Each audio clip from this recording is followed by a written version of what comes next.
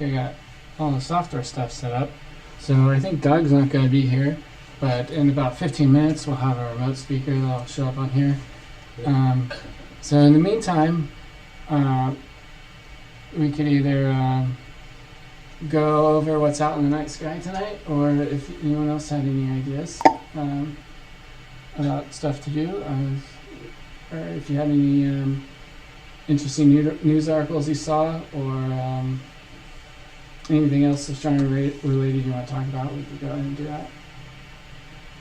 First, the Saturday night, is that a public night? We do a public night on Saturday night? Oh, so tomorrow Yeah, there's a Friday. school coming, Right, right? the school coming out. Are we doing anything on Saturday? as well? Let me look. I did think there was something scheduled, but let me see. I think that Friday night kind of took us out away from doing something Saturday night.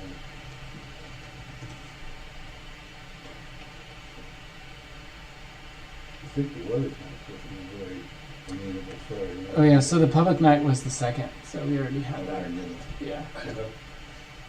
So yeah, if yeah, so I think maybe Saturday might have been a backup for tomorrow. I don't know, but anyway, yeah, just the school tomorrow and that's it. And then, yeah.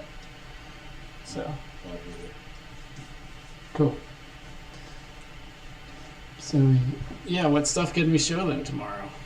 Yeah. Well, yeah, there you go. Go over tomorrow. So this should be around what the night sky is. It's a little awkward without a mouse, but okay.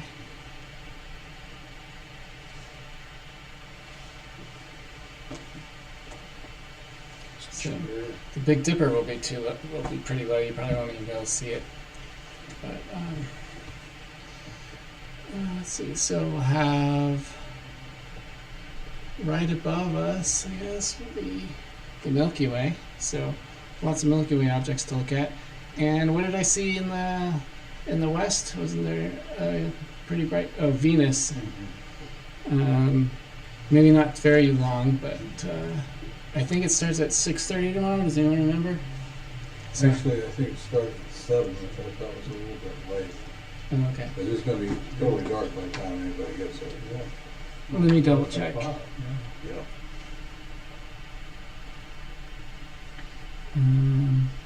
Okay, school group.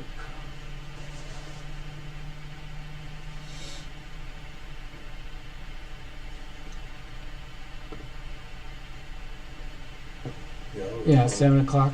I would have thought 6 o'clock would have been a better time, but it's still dark by then. Okay, so all right, so 7 o'clock would be about right now. So Venus might be out of the picture, but we'll have a lot of stuff in the Milky Way that we could look at. So that would be nice. And Jupiter visible?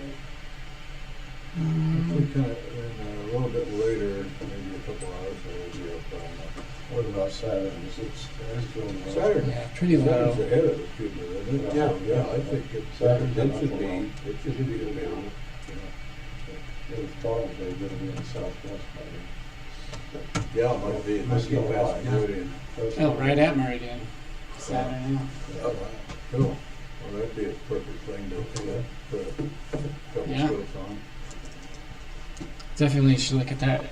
I don't think anyone gets disappointed looking at Saturn. So. And Jupiter's not that far away from it. Oh, well, Jupiter's looks like it is pretty low. Starting out. Yeah, but then later in the night, if people Yeah, stay. that's why I say Saturn Mhm. initially, and then go to Jupiter later. Can you point out to them where the Andromeda Galaxy is? That ought to be in a fairly good Oh position. yeah. That'll be pretty almost straight up. That'll be a good one too. See how many people can see it just with their eyes. You know, I said I'd be able to see some of the photos. Mm-hmm. Yeah, they're not shivering too much. I took on photos, Yeah. pretty good. Pretty reliable. Several globular clusters to look at. Double cluster maybe.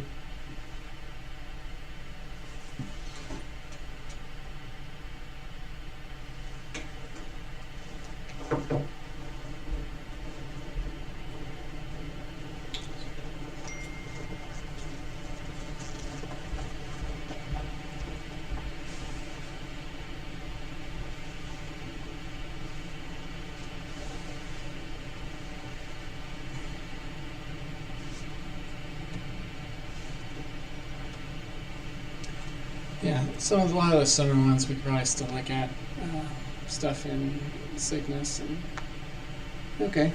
So it should be a good night tomorrow.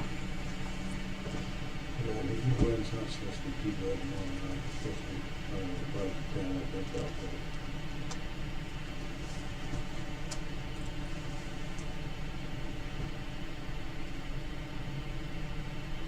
How about M13? Is that still reachable? It must be pretty low later on. I'm guessing that's not, yeah, it's gonna be pretty.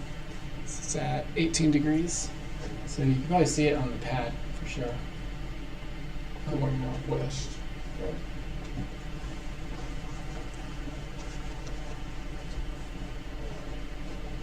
M2 and M5, I think they're gonna be. Yeah, low I saw ones. M2 Yeah, was- both of was those. pretty high. And they're pretty good clusters.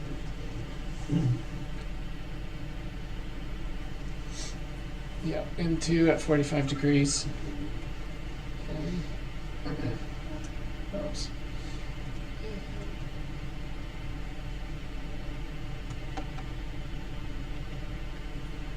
No, M5, too low.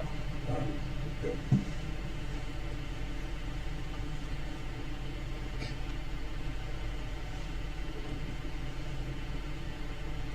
There should be some good devil stars.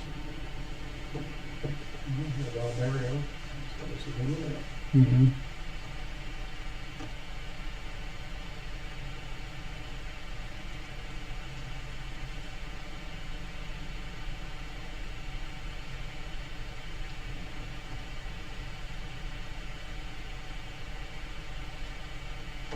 Doesn't show the color very much, does it? It doesn't. No. Let's see if I remove the sky.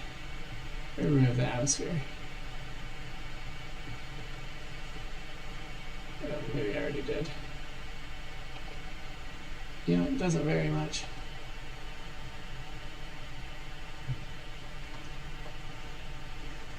Double and. Mhm. Yep. What program are you running? Stellarium. What preview program? That's pretty good. Yeah, it's, and you got it on your phone too. Just like different too. Or you can use it to control your scope. That's how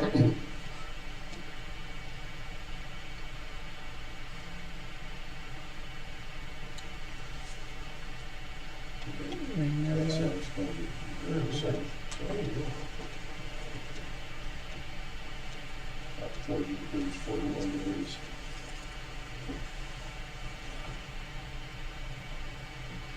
Mm. Okay. Anyone else have any favorites? It might be still up. I like the Veil Nebula, but it's hard showing people that. Most people can't see it. They looked at their phone and then they can't see it. The Veil.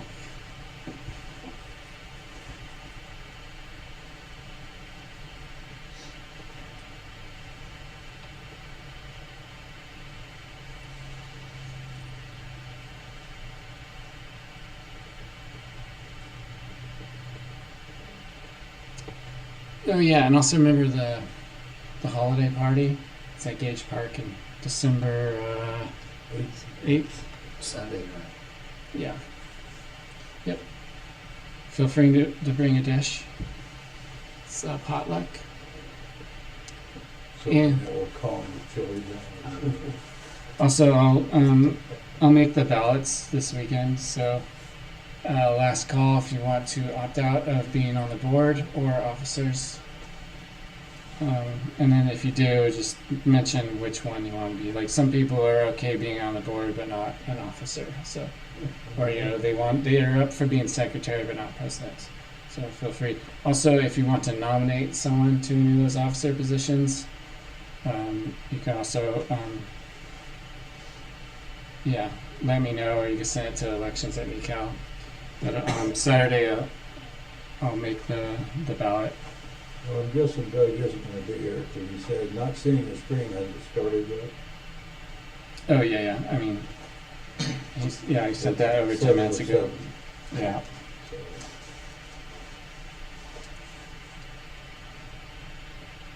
so. Alright.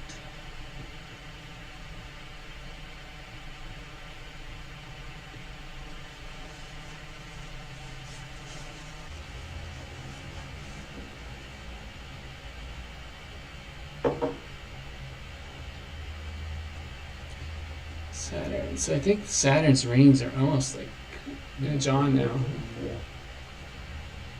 I saw a picture Almost the other like- day, they got a little tough. Yeah. They were almost invisible, and now they're going back. Yeah, I understood a couple of weeks ago, and there's enough angle there that you can tell front from back. Yeah.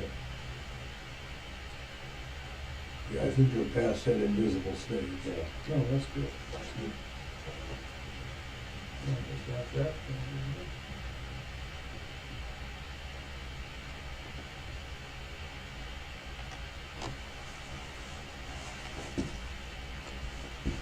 All right. Well, in 5 minutes we'll have the actual presentation. So I'm gonna try to get that ready, cause in case it's not working right. So. So in the meantime, I've got a bunch of smart guys here. I'm sure maybe one of you guys can help me out. I'm working on a long duration recorder, field recorder that's going to go out into the woods just to record nature sounds. And I'd like to leave it out there for weeks at a time. I have a handle like the smaller digital recorder, and with microphones, it's going to go into a housing. It's a PVC pipe, and I'll hang it in a tree. What I'm working on is trying to get more power, and so like 2 AAA batteries is not going to last a couple of weeks. So I've been working with dummy batteries and making these batteries to go into where the batteries go, and then convert it over to like a D cell with the D cell going on, and then there's like a container. But I haven't been able to get my dummy batteries to work. Like I've got 2 brass posts with the brass washers on there, and then I hooked the wires from the little box with the D cells on there. Can't get the juice before I don't know how to get that. I'm not that bright. I'm just trying to be. I would imagine you could pick up some small solar panels that would just be about everything you need. You just have to have a battery storage. So they sell solar panel with battery built in for security cameras. Yeah. For restaurant security cameras, so like in out on your property. I'd like to have it. So this rig I'm putting up, like the recorder's about $200. The microphones I have about $150.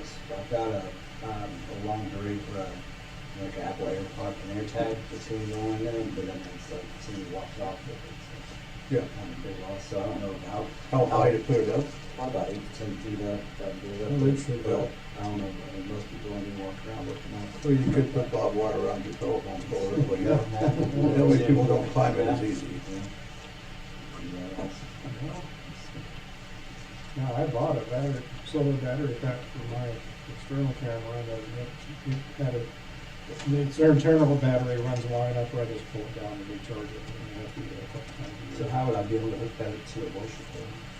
So you just have to have the right connector that you'll have, what kind of amperage and voltage is your voice recorder. So it's You'd one have to point. match that. Yeah, it's AAA, so AAA batteries, so it's 3 volts. There's 2 AAA batteries. And that match the milliamps or whatever, so it doesn't burn it out. So it needs to be able to supply it. So Rob, you have to run these cells off? Oops. Hey. It set up for AC or So DC. it's just a voice recorder. Just a All voice right, recorder. okay. And that- Let's that see if runs we off got all battery. this right. Yeah, it's all DC. Yeah, it's, solar cell's put up DC. If you talk, do you get too much echo?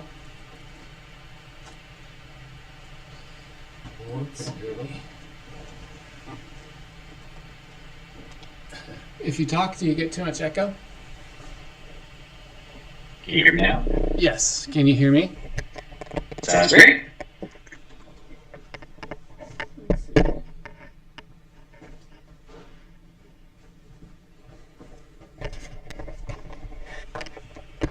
Okay.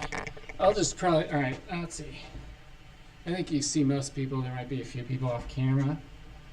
That's great. and I'll just say your introduction real quick, and then I'll stay on mute unless someone wants to talk, just in case there's some interference. So great. Okay. So.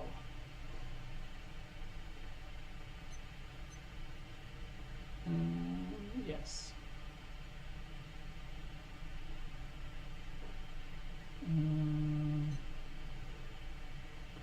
All right, great.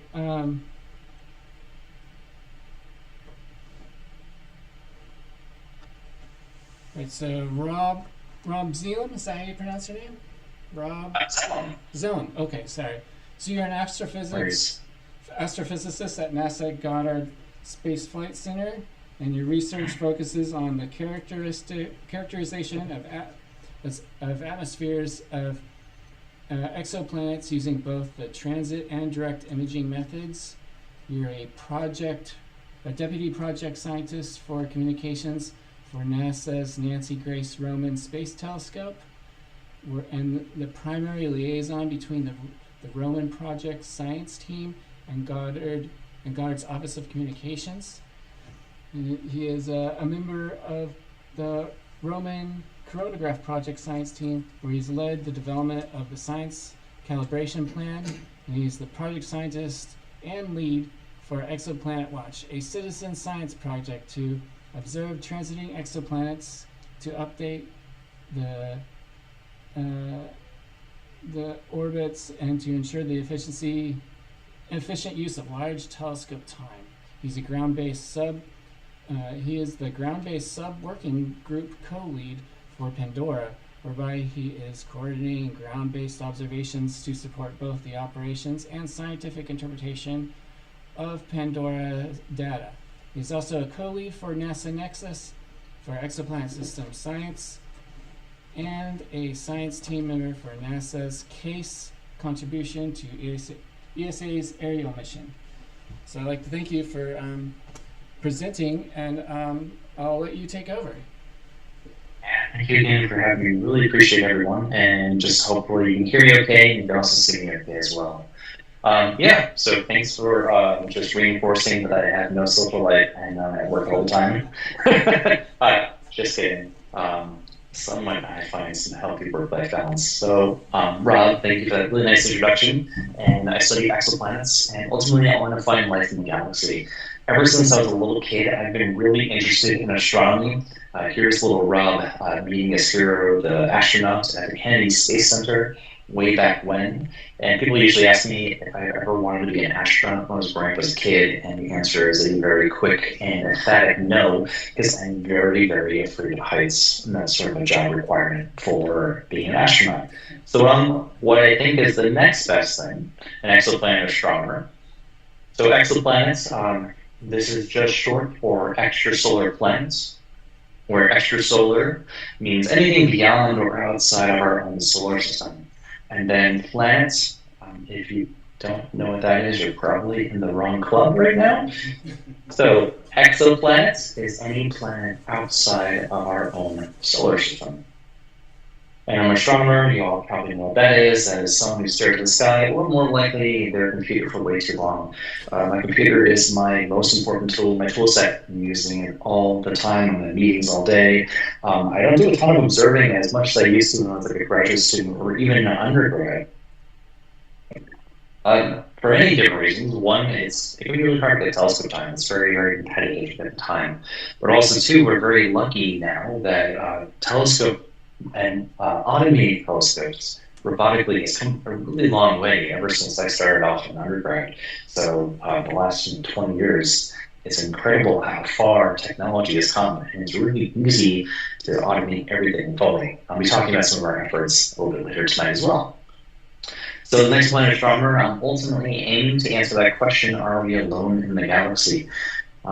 But before I discuss and how we find life and how we find planets and all these ways we can characterize them, it's really helpful to look back to sort of see where we're going as well. So despite the field of exoplanets being one of the newest fields in astronomy, it's only been around since roughly the mid-90s when we discovered the first exoplanet. The idea of planets existing outside of our solar system is not a new idea. That's been around for at least hundreds, if not even thousands of years. Giordano Bruno, the 16th century philosopher, right here at the top right, he actually postulated the idea of exoplanets, other planets outside of our own solar system. Isaac Newton similarly said in his own book Principia, we actually talked about the theory of gravity. He also said, and if the fixed stars are the centers of similar systems, they will all be constructed to a similar design. In other words, we have 8 planets here in our solar system orbiting around our own sun. It stands to reason that when we go out into the night sky, when we observe and look at all those stars twinkling in the sky, that perhaps there are planets orbiting around them as well.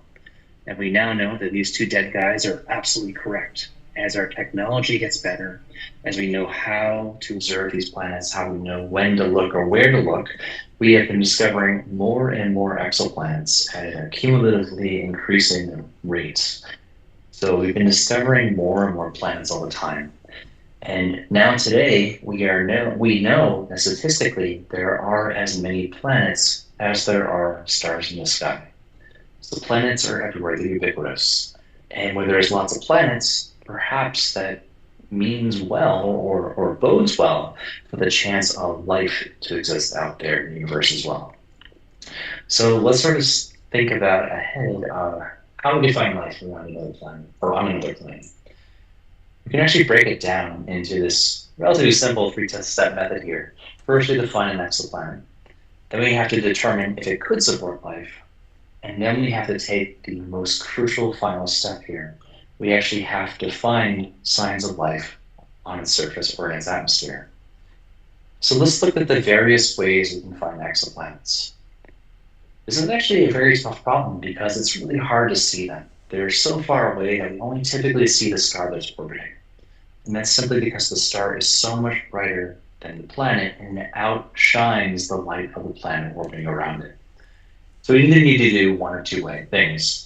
We either need to block out the star so you can see the planet orbiting around it, or we need to use other methods to infer that a planet is there. And we actually have a variety of different methods that we can use to find exoplanets. But the 4 we'll be talking about tonight are radial velocity, the transit method, the direct imaging method, and gravitational microlensing. Radial velocity and the transit methods have arguably given us the most information that we know of today about exoplanets as a whole. The direct imaging method is a really up-and-coming method. It's been used very extensively and successfully with large ground-based telescopes. But with the launch of the Roman Space Telescope in about 2 years, we'll be doing direct imaging in a brand new way for the first time ever in space. And then gravitational microlensing will also be used by the Roman Space Telescope to really increase our knowledge about exoplanet demographics, to start observing and discovering planets that are much more akin to the planets in our own solar system, terrestrial planets as well. All right, let's start off with the radial velocity method. This is sometimes called the Doppler shift or the wobble method. So when we have a planet orbiting around the star, the reason why the planet stays in orbit around its star is due to the gravitational pull of the star and the planet. But the planet itself is also tugging gravitationally on its host star. So as a result, the planet will actually induce a little wobble in the host star, and the star will wobble back and forth. And as the star comes towards us, its light is blue shifted, and as the star goes away from us, the light is red shifted or Doppler shifted. And from this wobble of the star to and fro, we can actually infer the mass of the planet. The bigger the planet, the larger the amplitude of that wobble will occur. So we can effectively actually measure or weigh these planets out there in the universe. The transit method is another method that's very near and dear to my heart. This is why I do a lot myself, and I specialize in this. So if we're observing a star, if we're very lucky, that star will have a planet around it. If we're even luckier, the geometry is just right, but the planet will pass in front of the star and cause the star to appear to dim. And the amount of light that's blocked out by the planet tells us how big that planet is relative to its host star. The bigger the planet, the larger it is, the more light it blocks out. And at best, this signal is roughly about 1 to 3%. And this gives us the planet's sort of radius ratio. But this method can also be used very successfully to study the atmospheres of these planets. Because when the planet passes in front of the star, we can actually observe how the planet's atmosphere as well absorbs the star's light. And from that, we can actually infer what molecules are doing the absorption in the planet's atmosphere. And this method has been used to discover the 5,000 currently known exoplanets to date. So the transit method has been one of the main methods we've been leveraging to know the most about exoplanets. And that's thanks to efforts by ground and space-based telescopes, and one of them is NASA's Transiting Exoplanet Survey Satellite, or TESS. TESS is an all-sky survey that's been observing the night sky for the last 3 or 4 years. And it has these 4 cameras on board, right here, that sort of take an image of a slice of the sky. And over the course of about a year, TESS will move roughly once a month and observe the entire sky over about a calendar year. Then after that year's up, it'll then flip to the other part of the northern, it'll start in the northern and go to the southern hemisphere and flip back and forth between the hemispheres to observe transiting exoplanets and discover them. And TESS is predicted to discover potentially an extra 10,000 exoplanets. So TESS, by the end of its mission lifetime, will potentially triple the number of exoplanets that we know to date. So you might be wondering, if we know 5,000, why do we need an extra 10,000? And that's because we need as many good targets as possible so we can find the best ones that we can then characterize with missions like Hubble and James Webb.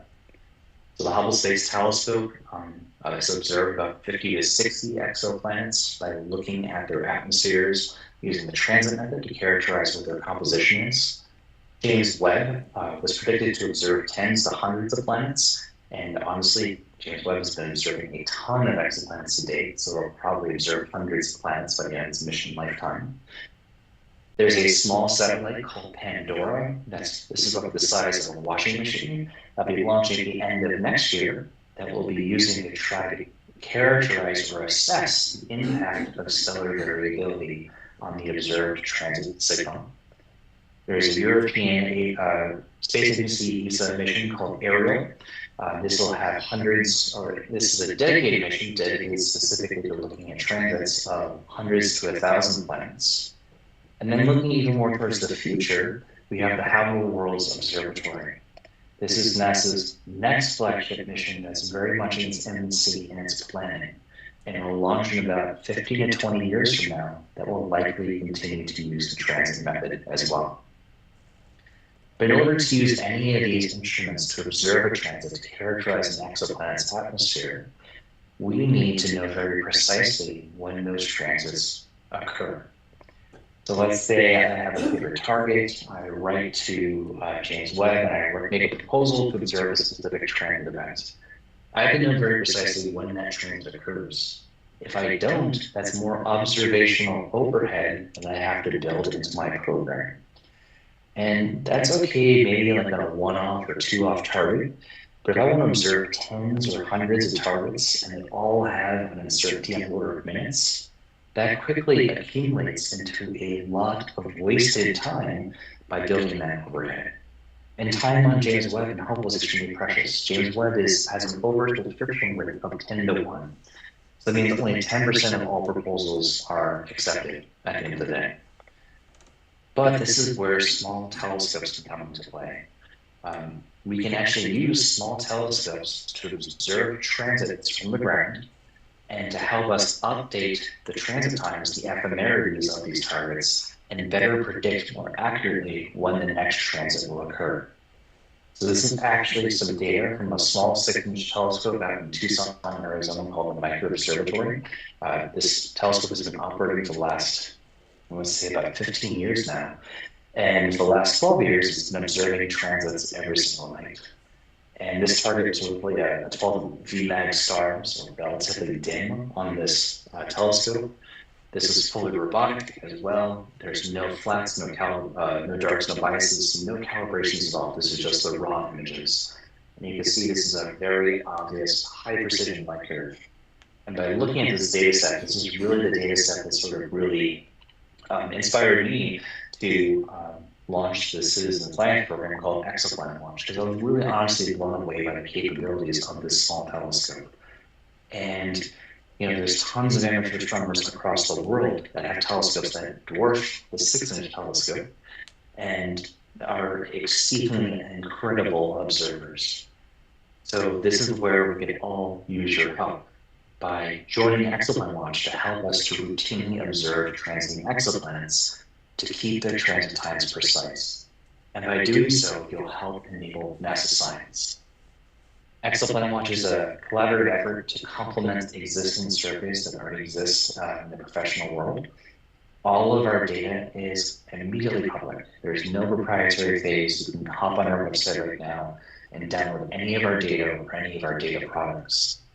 We have target requests by professional astronomers. We're actually doing some right now in support of the Pandora mission, as me wearing my Pandora shirt tonight. We also had some observing campaigns in support of the James Webb Space Telescope. All of our observers are listed as co-authors. So if you do the work, you deserve the credit. You can be listed as co-authors on peer-reviewed professional astronomy papers as well. And we're supported by NASA's Universal Learning.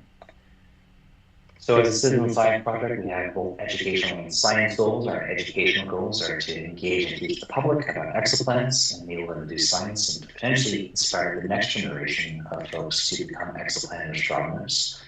And our science goals, I've already hinted about this before, is really to ensure the efficient use of large telescopes. But also we're starting to get into the discovery and confirmation game of new planets. So we actually have some students of ours that are working on trying to confirm planets that were discovered by tests and to then get follow-up observations to confirm those tentative detections. And we're also starting to monitor stellar variability. This is really important because when we're observing a transit, we're always observing a planet relative to its host star. So if I observe a transit on one night, I come back a week later and that star's become active, that changes my differential measurement because the star has changed. And the question is, how much does the star impact the observed planetary signal? And we can help out with that. So if you're interested in joining our project, here's an overall map of our user experience. It's a little overwhelming, so I'll step up here really quickly. If you're interested and are lucky enough to have your own telescope or live in a non-cloudy location, you can hop on our website right now. We have a built-in plugin that we're using where you can just type in your location and it'll pop up the recommended targets for your neck of the woods. And then you go out and observe like Brian Martin, one of our exoplanet watchers. If you're like me, you don't have a telescope or you live in cloudy Maryland, like it is rainy and cloudy tonight out here, then you can go on our website and you can request data. The Micro Observatory has very kindly donated over 12 years of data that they've been analyzing and collecting on the Micro Observatory. So you just type in your email address in a few minutes, you'll get your own data set emailed directly to your inbox. And every 2 days, you can request a new data set. And we're hoping to shorten that to 1 day, hopefully in the next few months. Then once you get your data, you analyze it yourself. So there's a lot of tools that folks love to use. Astro ImageJ is a very popular one. There's HOPS, which is run by Exoplot, basically the European version of Exoplanet Launch that we collaborate with a lot. And we also have our own called Exotic that I'll talk about a little bit in a minute.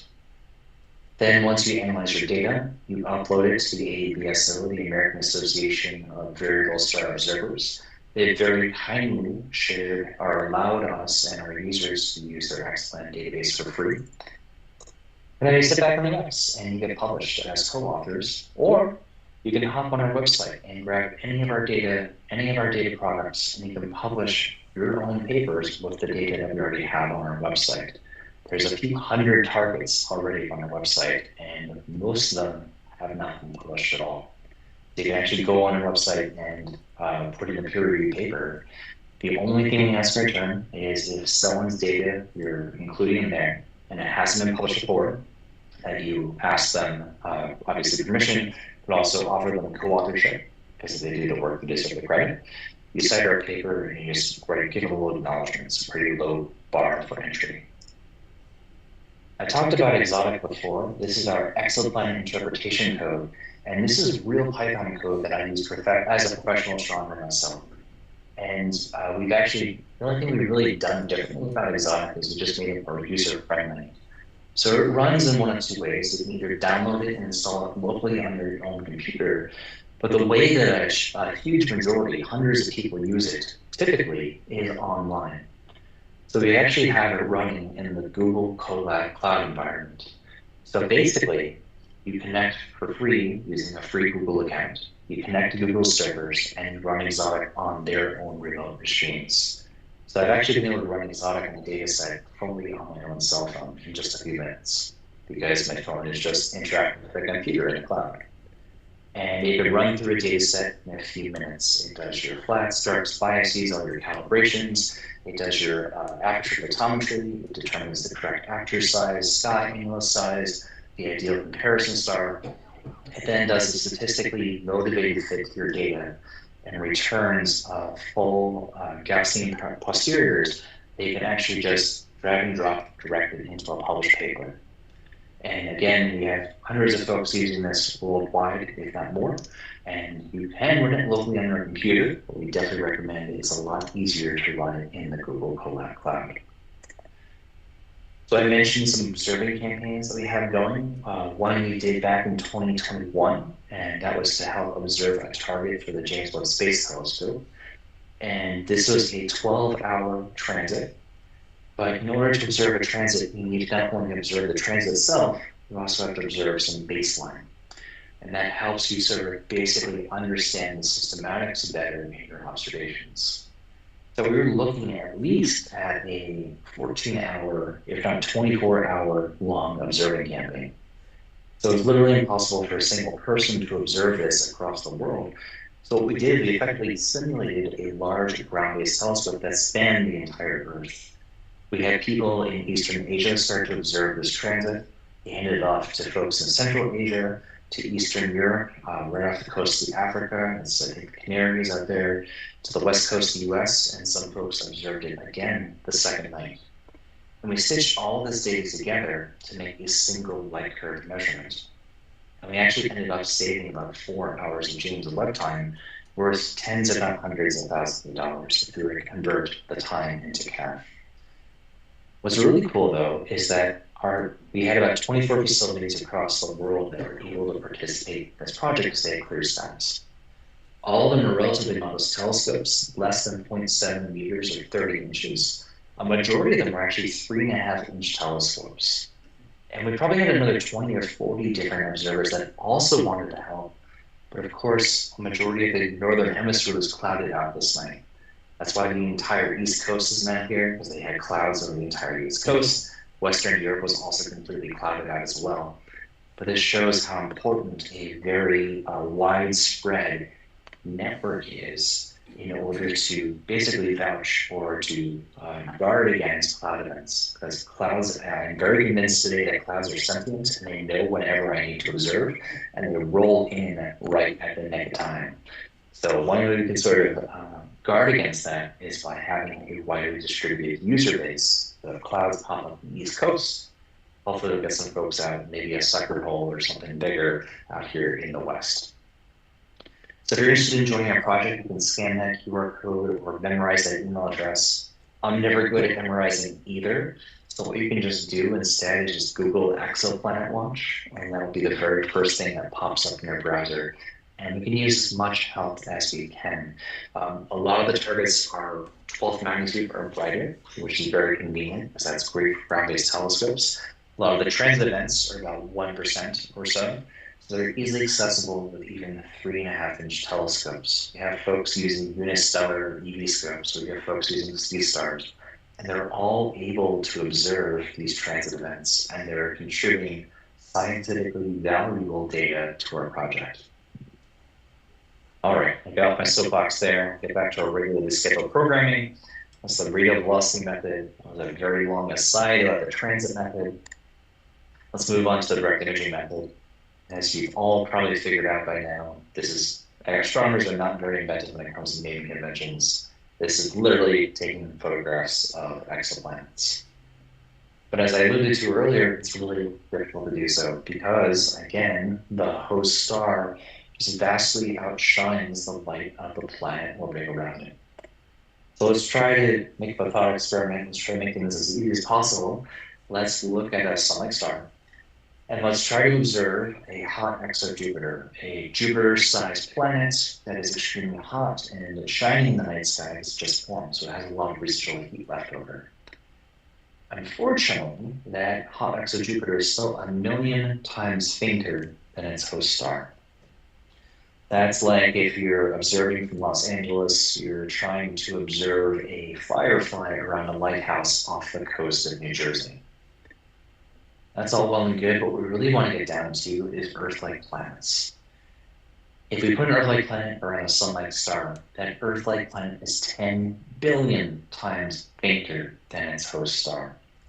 That's like if you're in LA, observing that lighthouse off the coast of Jersey, and you're trying to look for the light of one bioluminescent alga.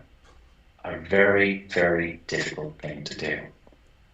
So how can we observe the light from these very dim objects orbiting around very bright stars? And one way we can do that is actually by leveraging technology that's been around for the last 100 years. So hopefully some of you are very fortunate enough to see the total solar eclipse, or at least partial polar eclipse, during which when the moon passed in front of the sun, the moon blocked out some of the sun's light. You can actually see the solar corona, or you can even see stars around the sun as well. Astronomers realized really quickly how important solar eclipses were to studying the outer portions of the sun. But just like today, they had limited travel funding. They couldn't just on a whim travel to anywhere they wanted to. And they got impatient, just like today. So what they did is they invented something called a coronagraph. This is literally a little disk of light that they can put in front of the sun to simulate a solar eclipse like the moon does. And we're now using that technology today, 100 years later, to do the same thing. Instead of blocking out the sun, we're blocking out a faraway star to observe an exoplanet orbiting around it as well. So we're actually able to use this technology that was invented because people were impatient and wanted to achieve a lot of science, and we're leveraging that today to now observe directly exoplanets orbiting around their stars. And this method has been used very successfully from large ground-based telescopes. So right here, what we're looking at is a system called HR 8799. This was taken on one of the Gemini telescopes, which are, I think, 8 meters large, so relatively large telescope. At the center of this field of view, there's your little black chronograph mask. And it blocks out a majority of the star's light, but some of the star's light does diffract or bend around the masks, causing this ripple or speckle pattern right here. But if you look closely, there's actually 4 little specks of light that are moving. If you look at this timestamp, this data was taken over about 7 years. So here, what we're able to do is block out a majority of the star's light, so we can observe an extrasolar solar system and observe the planets orbiting around their star in real time. Remember the first time I saw this image, I was absolutely blown away. I was only doing transits at the time, and this is one of the reasons that I'm now doing direct imaging, just simply because it's so mind-blowing that you can actually remove the star to see the planets orbiting around it. Again, this is mostly done on large ground-based telescopes. The smallest that I'm aware is the 5-meter Palomar Observatory in Escondido, California. That's the 200-inch scale telescope. And you need a large telescope to get the very minimal number of photons of light from these planets. It's coming in about the rate of about 1 photon a minute. So you need a large aperture to get the light, to get that giant bucket, to get all that signal. All right, this brings us on to our next one that I'll be talking about tonight, the gravitational microlensing method. And this one is really hinging upon relativity. So let's say we're observing a star and it's emanating light far out into the universe. Or observing that star, if you're very, very lucky, a foreground star will pass in front, and the foreground star's gravity will act as a magnifying lens, and it will actually focus the light of the background star onto us, the Earth. So what we'll see is that the star in the background will appear to get brighter over time as the foreground star focuses the light on the Earth. So you can see that increase in brightness here. If we're even luckier, that star is hosting an exoplanet as well. So not only will we see a big brightness increase from the foreground star lensing the background star's light, we'll also see an extra little bump in brightness from the planet lensing the light as well. You can see that little extra bump, because that's the light being focused by the planet orbiting around the star. It's the gravitational microlensing method. It's leveraging the fact that gravity can help focus and bend light over space-time. And this method is extremely important because this is more sensitive to planets that are very similar to planets in our own solar system. Methods like the transit method, for example, are mostly finding planets that are close to their host stars and that are larger. Because again, the bigger the planet, the bigger the signal. The closer the planet is to its host star, the faster it orbits around the star. So it's more easy to observe multiple transits in a short period of time. The microlensing method, however, is sensitive to planets that are much more akin to those in our own solar system, such as Earth's and Venus's and Mars. So this is one of the reasons why future missions, like the Roman Space Telescope I'll be talking about a little bit later tonight, is actually leveraging both the direct imaging and the microlensing method to discover new exoplanets and to fill out the demographics. So from Roman, we can potentially answer the question, how common are solar systems like our own? How common are terrestrial planets? And if we answer that question, perhaps we can get a better grasp on how common Earth-like planets are, and therefore potentially life is in the universe. Okay, so now what? We have discovered over 5,000 exoplanets. And I remember discovering exoplanets would be a big deal, in the mid-90s and even into the early 2000s. But now today, we're discovering exoplanets all the time, and the idea has been that the discovery of exoplanets is almost passé in sort of a sense, because we know they're there, we know they're everywhere. So how do we take that next step then, from planet detection to planet characterization? How do we figure out, for example, if an exoplanet has an atmosphere? If it does have an atmosphere, what sort of molecules are present in its atmosphere? Is there water? Is there methane? Is there carbon dioxide? Does it have the right molecules that it could support life on that planet's surface? And if so, could that planet actually have life on its surface? Just because it could support life doesn't mean that it does have life on its surface. So this brings us to step 2. We have to determine if a planet could support life on its surface.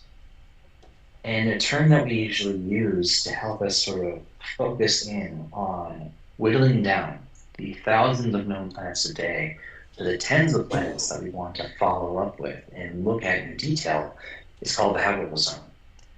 This is the zone where liquid water can survive on the surface of a planet. And this is really important. Liquid water has been one of the main core tenets, and searching for that is one of the core tenets for NASA. Hence them looking for water on Mars, or looking at the subsurface oceans on Europa, with the Europa Clipper mission a few weeks ago.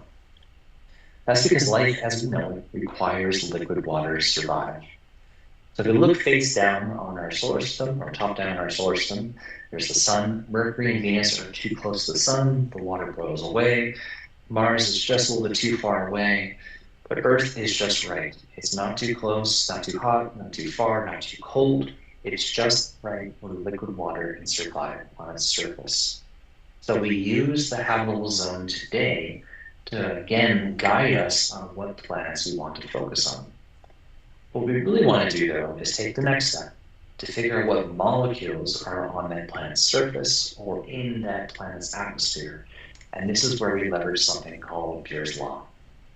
So here's a really great definition that I found online describing what Beer's Law is. This is studying for a test or doing homework while beer is involved, making difficult classes such as chemistry more bearable.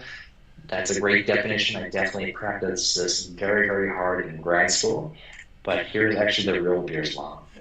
It looks a little complex, but basically what it does is it tells us how light is absorbed or scattered by an absorbing medium. So let's pretend we have a flashlight, and we put between us and flashlight a box of water vapor. If we were to look on the other side of that box, we would expect that light bulb to look a little bit dimmer because the light is being absorbed by that box full of water vapor. And actually, that dimming of light follows this relatively simple equation, this exponential function right here. And if we are able to compare what the light looks like and compare it to what it should look like, we can actually invert this equation to figure out what is causing the absorption. We can actually use this sort of like a fingerprint to figure out what is in that box. Now, there's water vapor in that box. So for example, if we're astronomers are looking at a yellow star, we would expect that star to look yellow through our telescopes. But if we put a gas cloud, like a nebula, between us and that star, that nebula will absorb some of the star's light and cause the star to redden. And what we can do is we observe what the object does look like. The star looks like it's reddened, and compare it to what it should look like. It should look like a G-type, nice yellow star. We can actually use Beer's Law to then back up the composition of the absorber in the middle. So you can figure out that that gas cloud is made of molecules like hydrogen and helium. We can do the same thing for exoplanets. Let's observe an exoplanet, for example. A lot of planets have very hot, dense cores, just like the Earth has a molten core. Jupiter and Saturn are also emanating heat from their hot cores as well. As the light goes out from that hot core, it goes through relatively cooler layers of its atmosphere. So that hot, bright yellow light gets cooler and is emitted as relatively cooler red light. Then nerdy astronomers at the other end of their telescopes, like me, can say, hey, using Beer's Law, that planet has methane in its atmosphere. In our own solar system, right? We have the sun shining its yellow light on Jupiter, and Jupiter actually reflects slightly reddened light back to us because astronomers on the other end are able to say, using Beer's Law, that, hey, Jupiter has clouds in its atmosphere, it has methane in its atmosphere. So again, Beer's Law allows us to characterize an object, not necessarily just an exoplanet, but an object's composition by observing how it emits, absorbs, and reflects light. So you can basically figure out what these things are made of without even having to travel there. So let's look at some real data. This is data taken of a variety of directly imaged exoplanets taken with the Gemini telescope. And we range these exoplanets here from relatively cool to relatively hot. What we've also done is we've taken the light of these exoplanets and passed it through a spectrograph or a spectrometer or prism. We've taken that white light in and we've spread it out into its wavelengths here on this x-axis. So we basically are plotting here the rainbow of light of these planets. And this is really important and really powerful because this allows us to start to perform exoplanet spectroscopy. So for example, at these wavelengths right here, this is where water most strongly absorbs and emits light. So if I see bump and wiggle at these wavelengths, that could suggest that that planet has water in its atmosphere. Similarly, these are the wavelengths where methane absorbs most strongly. So if I see a bump and wiggle in these wavelengths, perhaps methane is in the atmosphere of these planets. You might also, though, notice that there's some gaps in the data right here, here, and here. And that's actually because that is where our own stupid Earth gets in the way. Unfortunately, for astronomers, Earth has a lot of molecules in its atmosphere that we want to observe. Fortunately for humans, it's good for us to be alive with, like water, for example. So it's a lot like looking through a fence post. You know, we want to observe and analyze these molecules, water and methane, carbon dioxide, but it's really difficult to look through the Earth's atmosphere. It's like looking through a fence post. You're trying to see in between the fence line to sort of observe the thing behind it. But if you can't observe these wavelengths from the ground, what do? You go up into space. So this is why space-based telescopes are so absolutely crucial and critical to observing astronomy, especially infrared observing as well. Because a lot of molecules observe most strongly at infrared wavelengths. So Hubble, for example, has been doing incredible science the last over 30 plus years now, and has been observing the atmospheres of tens of exoplanets. The James Webb Space Telescope, which launched a little over 2 years ago, is predicted to do spectroscopy of up to potentially 200 transiting exoplanets. And this is likely going to be more than that. James Webb is observing at least 10, if not tens of exoplanets every single year, if not more. So James Webb is going to be looking at a ton of exoplanets. James Webb is really a feat of astronomy. Hubble's primary mirror is 2.4 meters across. James Webb's is roughly about 6.5 meters across, if I'm remembering things correctly. It's so large that actually it folds in on itself to fit inside the nose cone fairing of its rocket. For more context, the solar shield on the bottom is the size of a tennis court. So it's absolutely massive. What this giant mirror gets us, though, is a larger bucket collecting more light, photons. And from that, we can get higher precision measurements. Another key part or feature about James Webb, though, is that it has a lot more instrumentation on board that enables us to expand our wavelength coverage. So here's some actual real data from James Webb. And for comparison, here's the wavelength range that the Hubble Space Telescope typically operates over. Hubble's wavelength range is mostly sensitive to water vapor. James Webb enables us to extend our baseline to wavelengths that we have yet had the opportunity to observe with the ground or Hubble as well. And as a result, we're able to observe those bumps and wiggles from new molecules, like methane, like carbon dioxide.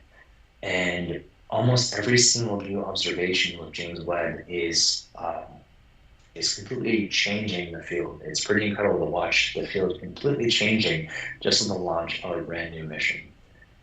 And this honestly is why we're very, very excited and elated for the launching of NASA's next flagship observatory, which is the Nancy Grace Roman Space Telescope. This is a Hubble Space-sized telescope. It's about 2.4 meters across, same size as Hubble's primary mirror, but Roman has 1 to 200 times the field of view as Hubble has. That's due to two different things. One, it has a shorter focal length by a factor of 2 than Hubble, and also Roman has a very large array of digital cameras on board that enables us to take a larger image of the entire sky. Roman, though, due to technological advances and thanks to its orbit out at L2 beyond the orbit of the moon, Roman can actually do Hubble quality science 1,000 times faster than Hubble could. So Roman is a true infrared survey machine. It will study everything that you can do with infrared astronomy, astrophysics, dark energy, exoplanets. It'll do microlensing, it'll do trans and direct imaging. And right now we're on schedule to launch between October of 2026 and no later than May of 2027, so right around the corner. Roman is named after Nancy Grace Roman. She's NASA's first chief of astronomy, and actually NASA's very first female executive. She's sometimes called the mother of the Hubble Space Telescope because she's one of the main proponents for getting Hubble launched. She did a lot of work with convincing not only the scientific community and the public, but also Congress to fund and support Hubble. And in her honor, we have named this telescope after her. And as I mentioned before, Roman has a giant field of view compared to Hubble. So right here is a very famous image by Hubble taken back in the day of the Pillars of Creation. Roman can do that and this much more in a single exposure compared to Hubble. So Roman can give us the overall contact. So Roman has roughly about actually 200 times the field of view than the Hubble Space Telescope. I'm an exoplanet scientist, so I'm really excited to see really gorgeous imagery like this from the Roman Space Telescope. but I'm also extremely excited about the science returns, at least on the for sure on the exoplanet side of things as well, because Roman is going to be discovering thousands of new exoplanets, tens if not hundreds of thousands of new exoplanets. They'll be using, again, as I mentioned, the microlensing and the transit methods. The one mission or instrument that I'm working a lot on Roman in the last 5 or 6 years is something called the chronograph. And this will be applying true coronography for the first time ever in space. Remember, earlier I mentioned that direct imaging has typically been done by large ground-based telescopes. And these large ground-based telescopes are limited to observing basically young, bright, hot planets far away from their host star. What Roman will enable us to do through its chronograph will enable us to look for planets that are dimmer, that are more temperate, that are cooler, and also closer to their host stars as well. So Roman will enable us to look at and observe true Jupiter analogs.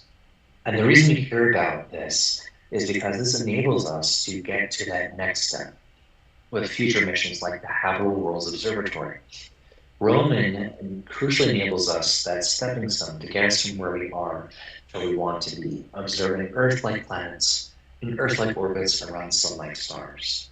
But in order for us to run, we first have to walk.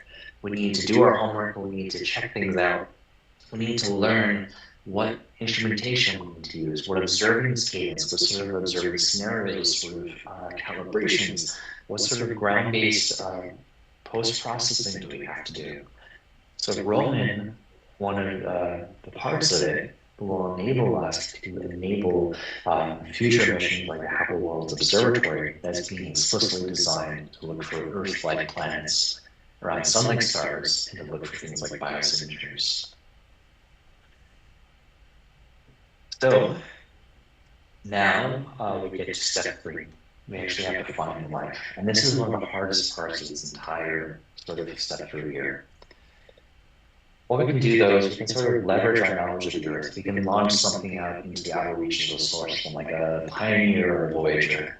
And when it's cruising out to Uranus or Neptune, we can have it turn right back at the Earth and observe the Earth and look at Earth's spectrum to look for the bumps and wiggles that indicate that life exists. We can look for evidence of oxygen, ozone produced by plants and algae. We can look for liquid water on the surface or even water vapor in its atmosphere. We can look for other signs of biological activity like methane, for example. However, we have to rule out all other explanations. Water is one of the most abundant molecules in the universe. All the exoplanets that we're discovering today, we predict that almost all of them, if not all of them, have liquid or water vapor in their atmospheres. Methane as well is also naturally formed in exoplanetary atmospheres. So what we have to do is figure out whether or not these molecules are produced abiotically without life, naturally, or biotically thanks to life. And this is one of the biggest outstanding questions, in my opinion, right now in the field, is what sort of signatures do we need to look for? What sort of biosignatures do we need to look for that indicate that life exists on the surface of those planets? Alternatively, we can also try to do is actually directly talk to alien life as well. So Voyager 1 and 2 did those grand tours of the solar system back in the 70s, and they had these golden records on board, and they actually had recordings of greetings across the Earth, across the world in various languages. They actually had a bunch of sounds of Earth, like birds and forest noises, and also seashore noises. Also had photos of Earth as well. And this golden record on the whole cover here, it had instructions on how to teach aliens on how to build their own phonograph, how to interpret that signal, how to display it on your own Martian TV set, I guess, or alien TV set, and then where to find us if you're interested in making contact as well. Similarly, scientists back in the 1970s used Arecibo, which at the time was the world's largest radio telescope, to send out a message to M13 and Globular Cluster, and they sent out this message right here. At the top, it's telling aliens, hey, we think we're pretty smart, we know how to count, we know about molecules, we know about DNA, here's what we look like, here's where we're from, here's the sun, Mercury, Venus, Earth, elevated because that's where the signal came from. Mars, Jupiter, Saturn, Uranus, Neptune, and folks, this was the mid-70s when they didn't know any better. For some reason, they included Pluto on this diagram. Who knows? Yeah, but luckily I've seen Independence Day enough to know that maybe broadcasting where we live is not a great idea. So maybe it's a good thing that they included Pluto on here. So TBD. And then right here, this purple thing is actually a side view of Arecibo itself. All right. So where are we now? So unfortunately, despite what the History Channel and Ancient Aliens might be telling you, we have yet to make any conclusive detection of extraterrestrial life. And the question is, why not? You know, we know that there are at least as many planets as there are stars in the sky. Planets are everywhere, and perhaps the planets are everywhere, maybe life is too. But maybe our technology isn't good enough. I would argue that it really wasn't until the invention of the digital camera did we have the means necessary to start observing these transient events like exoplanet transits or radio velocity measurements. And as our technology continued to improve, we could start observing that these planets were almost everywhere. Or maybe we just haven't found them yet. Maybe they've been talking to us from this patch of sky, and we've really been looking at this patch of sky. Jill Carter, she's a SETI scientist who is the inspiration for Carl Sagan's character in the book and in the movie Contact. She had a really good analogy. If you took the entire universe and shrunk it down to the size of the Earth's oceans, we have really only explored the equivalent of 1 cup of water's worth. So there's still a lot more out there for us to explore and discover and understand. Or, most pressingly, maybe we are all alone. I personally think that there is life out there elsewhere. It would be a huge waste of space to steal from Douglas Adams. You know, life is likely out there. Just looking at the sheer number of galaxies outside of our own that have hundreds, if not millions, hundreds of millions, if not billions of stars in each of them. Statistically, life has to be out there. But don't be like my brother-in-law, Ryan Reed. Here's a picture of Ryan. He totally believes in ancient aliens and things like Rhode Island. And he thinks that I'm actually hiding evidence of alien life from him. So every time I go over to their house for Thanksgiving or Christmas, this year we're going to their house for Thanksgiving, he tries to ply me with really good whiskey so I can be inebriated a little bit, so I can instill the beans on alien life. It's great for me because I get really good alcohol as a result. But the answer is always the same. He always tries to you can tell me, bro. It's okay, I won't tell anyone. And I get this question a lot too. Some folks are convinced that I'm, not telling them about alien life and I know some secrets. In all honesty, it's really better for us if we were to discover life and let everyone know. Because, guys, I'm working on a 1 bag of rum diet a day. And if I win that Nobel Peace Prize for discovering alien life, I can afford 2, maybe even 3 bags of rum in a day. I'll be living the high life. So really, it's good for me if I do this and I let everyone know about it. Also, I need to let all my 6 Instagram followers know too, because I need to get Instagram famous. Let's be honest here. Anyway, so today we're actually looking through what I would call the golden age of exoplanet findings. We have this amazing foundation given to us by the efforts of many ground-based telescopes that continue to push the envelope and contribute impactful, incredible science. We have missions like Hubble, Spitzer, Kepler, TESS, missions that are characterizing exoplanets that weren't even designed to actually look at exoplanets, and we somehow figured out a way to use them for that. Missions that are discovering tens, if not hundreds of thousands of planets. James Webb, which is observing now tens of planets, if not more, a cycle every single year. The Pandora mission, which is a small stat I'll be launching next year to help characterize planets and sort of understand how stellar variability impacts our measurements and the atmospheres of the planets. The Roman Space Telescope launching in about 2 years from now, right around the corner. It's being actively put together right now at Goddard Space Flight Center. About last week, we had the primary mirrors delivered, and yesterday, the primary mirror was integrated with our instrument carrier.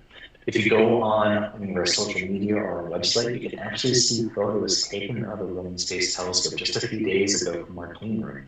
You can actually see and watch that telescope being built right now.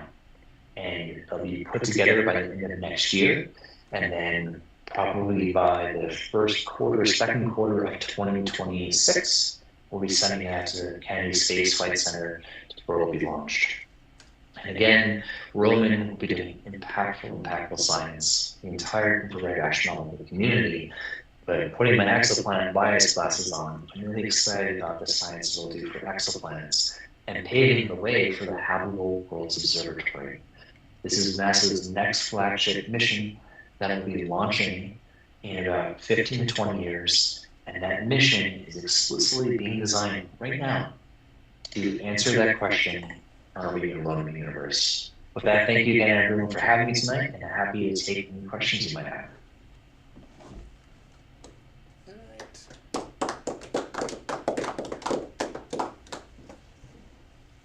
Any questions? Of the exoplanets discovered,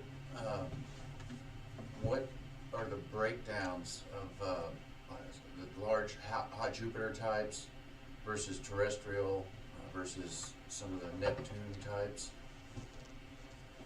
Yeah, that's a great question. Most of the planets that we're discovering today are mostly hot Jupiter planets, simply because they're easier to discover. There are bigger signals, they orbit around their stars much more quickly, so they're easier to find. Looking at population demographics, we expect, though, more planets, the number of planets to be dominated by terrestrial-sized planets. So that's one of the reasons we're looking forward very much to this microlensing survey, because we're finding mostly planets out here that are big and that are close to their host stars. With microlensing, though, and as expected to be discovered by Roman, we'll start to flesh this out a bit better and start looking for planets that are farther away from their star and planets that are smaller as well. So we're just not really finding them because we're basically observationally biased with our current detection methods. But hopefully soon with the launch of Roman, we'll be able to flesh it out better. Thank you. Mm-hmm. Great question, thanks. I have a question. Is it possible to use any of the spacecraft that have left our solar system to look back at Earth to pick up, what it looks like to look at a terrestrial planet, or pick up some signs? Yeah, so yes, like Voyager 1 and 2, their power is so low that they're struggling to keep them on. So they actually are only able to keep on like an instrument or two to do that. The New Horizons mission, I don't know if they've actually ever tried to turn that back and look at the Earth. That's a good question. I know they actually did turn back Voyager 2 to look at the Earth, but that was when it was at Saturn. And Earth looked like a tiny little blue speck of light. That's the famous, image, blue speck of light that Carl Sagan talked about way back in the 70s. Other scientists are actually leveraging our own knowledge about the Earth and also the Sun to model Earth as an exoplanet. So we take what we know about Earth and then we simulate it as an exoplanet to sort of predict what we expect to see using direct imaging or even transits or any of the other methods to sort of say, hey, can we detect Earth? And if so, can we figure out if it's habitable or not? Apparently Doug sent a question in on chat. Oh, forgot to check out our chat. Sorry, let me take a look. Let me stop sharing so I can access that. I'm not seeing a question on the chat at all. You got it, Russ? Oh, I see.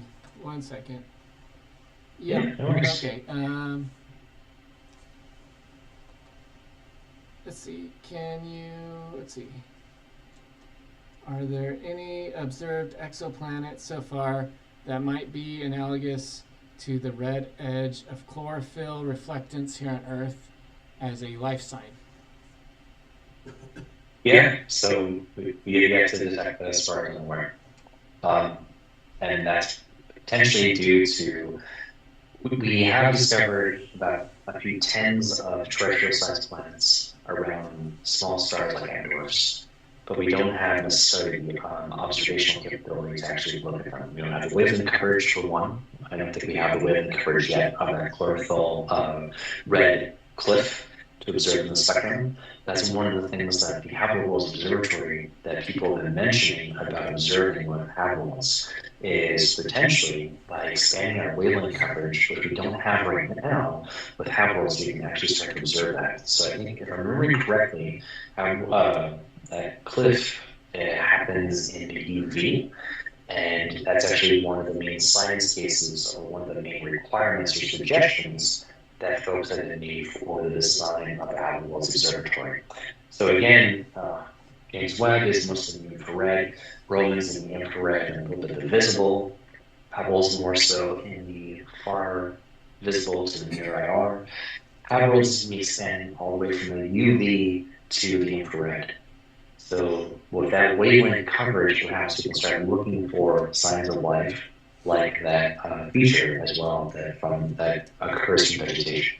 So perhaps we'll be able to go with Habibles.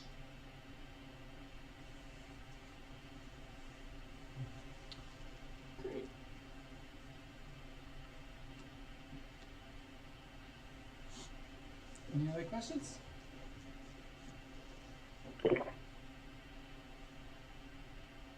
I'll make sure to plug one more time Exoplanet Watch, because some of you all might have some observatory access out there. I've heard that rumor. So if you want to help out, we really, really appreciate it. We need people to help us observe with any science telescope that they can.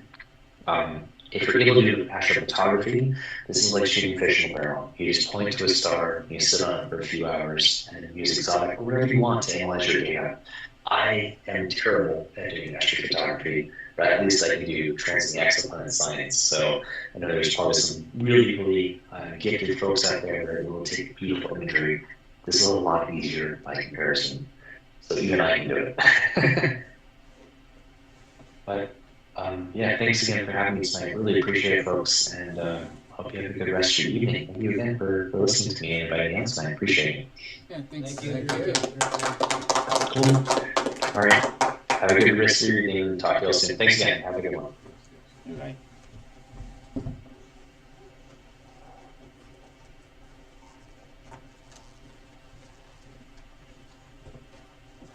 All right. All right.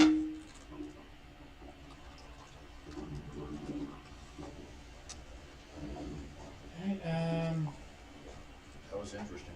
Yeah.